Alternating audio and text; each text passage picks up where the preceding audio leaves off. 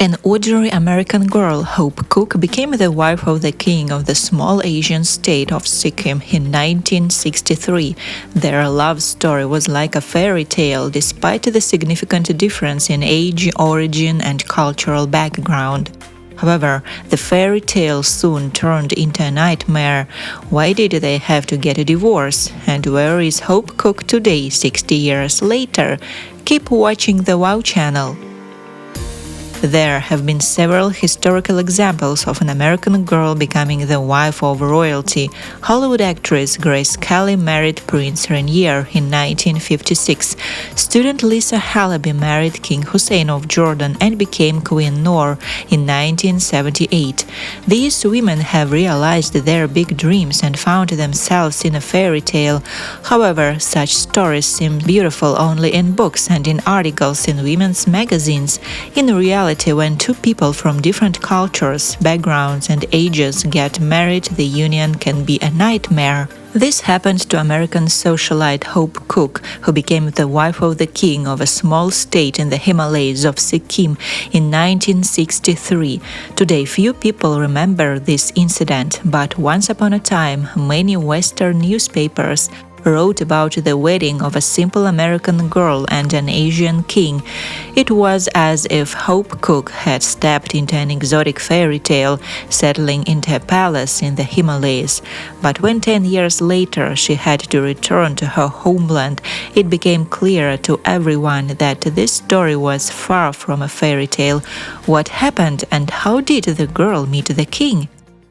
Hope Cooke was born in San Francisco in 1940. Her parents were a flight instructor and an amateur pilot.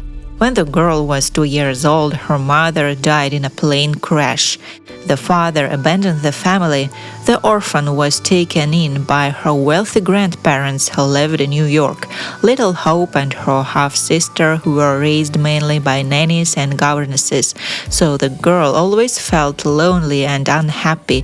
Subsequently, due to this feeling of isolation, she began a spiritual quest and became fascinated by the mysticism of India. After the death of her grandparents, Hope Cooke went to live with her aunt and uncle, who was the ambassador to Iran. One summer in her late teens, she travels to India. "I've never been so happy. India, my heart explodes. The East is my home. I must stay near India somehow." In India, Hope Cooke studied at Sarah Lawrence College and met the recently widowed Crown Prince of Sikkim in Darjeeling. When they met, the girl was 20 years old and the man was 37. They seemed so different, a young American woman and an Asian king who was also the father of 3 children. Hope Cooke was passionate about studying Indian spirituality, so she was fascinated by this man, his power and wisdom. She also wanted to fulfill her big dream, to find the real family she never had. This probably also pushed her to become the wife of a widower with 3 children. And he, in turn, was looking for a new mother for his kids. They also were drawn to each other by the similar isolation of their childhoods. In 1961, they decided to get married, but the wedding had to be postponed for 2 years on the advice of local astrologers, who helped choose the most successful date for the ceremony. Today, Sikkim is a northeastern state in India. However, previously it was an independent state ruled by King Palden Thondap Namgyal.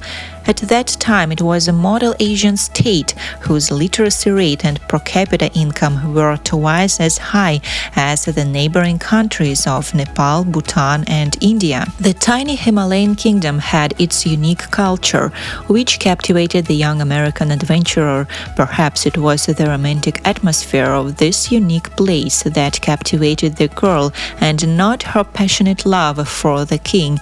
Upon arrival in Sikkim, Hope Cooke immediately immediately plunged into its exoticism.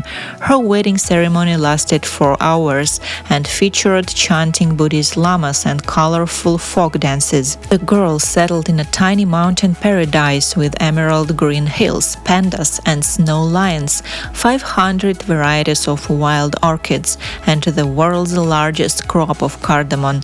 She lived in a modest 5-room palace at the top of the Himalayan mountains and began wearing traditional Sikkimese clothes. For this marriage, she renounced her American citizenship to demonstrate her loyalty to Sikkim. She also became the mother of the king's 3 children and received the title of queen. This story became known to the Western press, where she was called the Grace Kelly of the Far East. Queen Hope was a fascination for American reporters and was regularly profiled in Vogue and The New Yorker, dressed in the traditional ankle-length Sikkimese ko. Journalists often came to the Queen's palace and asked her to share her secret of youth and beauty. It seemed that this story could have a happy ending, where the King and Queen lived happily all their lives. However, the young Queen faced great difficulties. In her autobiography, Time Change, Hope Cooke revealed that her husband, King Palden, managed to maintain a love affair with a married woman in Belgium before and during his marriage to Hope. "I told him I hated her, that I could not stand it," she writes, but later she apologized for the outburst. "Don't feel badly," Palden told her. "In many ways it showed your love for me and that you're a real woman." Why did she tolerate it? "I was so young and flaky then," recalls Hope. "I wasn't inept, but it took me a long time to be a responsible adult." It also turned out that the king of Sikkim had financial problems and an alcohol addiction. Moreover, he increasingly began to cause scandals for his wife. Even the 2 children that Hope gave birth to could not save this marriage. One day before she gave birth, her husband went to meet his mistress, and one day during another scandal he threw her record player out the window, her lifeline to the West, as she called it in her book. This marriage with betrayals and scandals was not like the fairy tale about love that seemed on the pages of magazines. Several years into their marriage, Hope also realized that her husband was getting older, and they were finding less and less in common. She also found it difficult to live in Sikkim due to numerous constraints. "In Sikkim at first I loved the constraints," she says. "They held me together, but then it became like any woman's story. Once you learn to live within the constraints, you outgrow them and want more." Despite family problems, Hope Cooke helped her husband develop the country's cottage industry and fight Indian influence in the region. However, she lost all hope of fixing their relationship, and one day the situation became even more tense. The position of the king of Sikkim was becoming unstable due to Indian plans to annex the region. Hope Cooke increasingly realized that her marriage was doomed. During one of her annual trips to New York, she begins an affair with a man who was her friend from her youth. In 1975, a significant coup took place in Sikkim. The Prime Minister of Sikkim appealed to India to become part of this country. As a result, the king was overthrown and placed under house arrest, and Sikkim became one of the Indian states. Hope Cooke, along with her 4 youngest children, managed to leave the country and move to the United States. In 1980, she officially divorced the former king, and 2 years later he died of cancer. This is how this love story ended. Hope Cooke has started a new chapter in her life. She asked to return her American citizenship but was only given U.S. permanent resident status. Did she ever miss her fairy tale kingdom? "I am a different person now," she reflected. "If I'd had a sense of myself when I married, I wouldn't have lost my boundaries in Asia." Having received alimony from her ex-husband and an inheritance from her grandparents, Hope Cooke rented an apartment in New York and became a writer. She wrote a weekly column, Undiscovered Manhattan, for the Daily News. Her books include an award-winning memoir of her life in Sikkim, Time Change, and autobiography, an off-the-beaten-path guide to New York and seeing New York.